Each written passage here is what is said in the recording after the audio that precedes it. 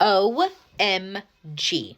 Let's break through the narrative of independence and wanting to be chosen. Now, I'm mostly going to be speaking to women here, okay? And you're going to resonate. This is going to bring you a breakthrough if you are someone who always is in that like choose me, pick me energy here, okay? And now this is not to shame that energy. This is to enlighten us to why we have that energy within us, okay? Let me try to break this down in the simplest way I can think of this, okay? We're going to start in early childhood. This is in regards to being provided for by a man and how it disconnects us from our own personal power of independence, okay? And why we turn into choose me, pick me people, okay? Now, the root thing, it starts in very, very early childhood. We can think of all of the princess movies, right? All of these narratives where true love's kiss saves us. We need a man to save us, okay? This is the baseline energy, okay? So then we go on to be raised in societal norms, even within our homes, right? That says specifically that you need to be able to wear a mask. It's basically a mask. You need to dim your light. You need to be palpable. You need to be quiet. You need to not express yourself, basically lessening the value and the importance of our authenticity here. Okay. So we are dimmed, right? We are placed into this mold to be smaller, to be less than that we don't have the power that we hold here as women in society, right? The feminine power is stripped from us at a very, very early age, because we are directly being primed, and I say primed, to be in order for a man. Okay? And this is showing us the hierarchy in the world here, right? Where all of us women are programmed to be, I don't want to say beneath a man, but this is codependent on a man. We need to get a certain age that we're not happy or we're not successful without a man.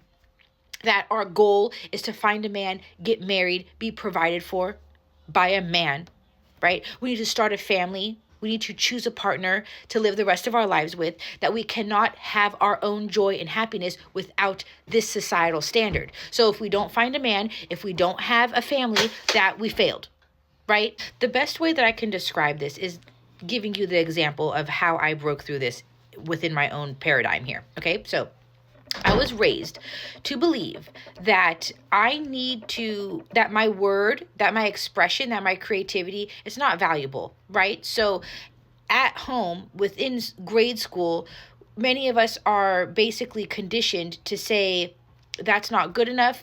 Like our authentic selves, our wildness, our fierceness, the things that we love, we have to sacrifice. We're basically conditioned to sacrifice our happiness because we need to be chosen by a man to be able to be provided for. We will not live a stable, secure life without a man.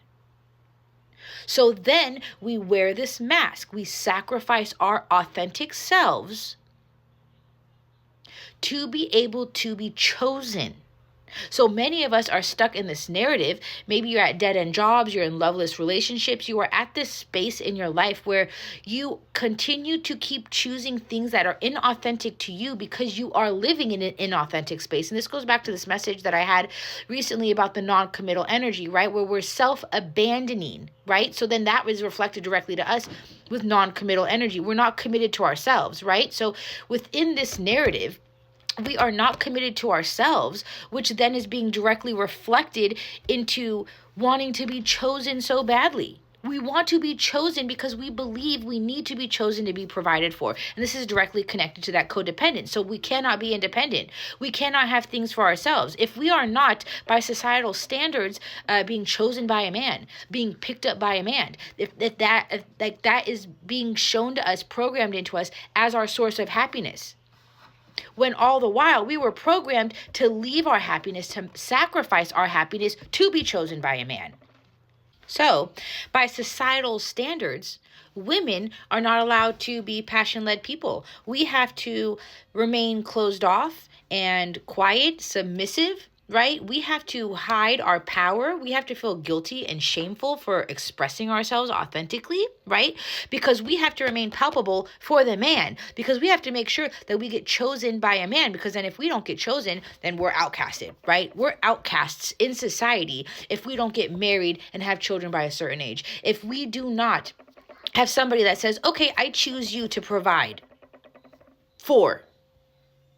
Now, a lot of that in society is kind of changing because of all this like 50-50 stuff that's going on, and that could be really, really debatable. But it's still within the programming here of many women in society, where we do not feel like we are good enough if we aren't chosen by a man, right? So then we stop ourselves from actually pursuing the things that we enjoy, because we have a belief that we need to sacrifice our happiness if we want to be chosen. So then we get so obsessed about being chosen that we are abandoning ourselves. We are so committed to being chosen that we're not committing ourselves to ourselves.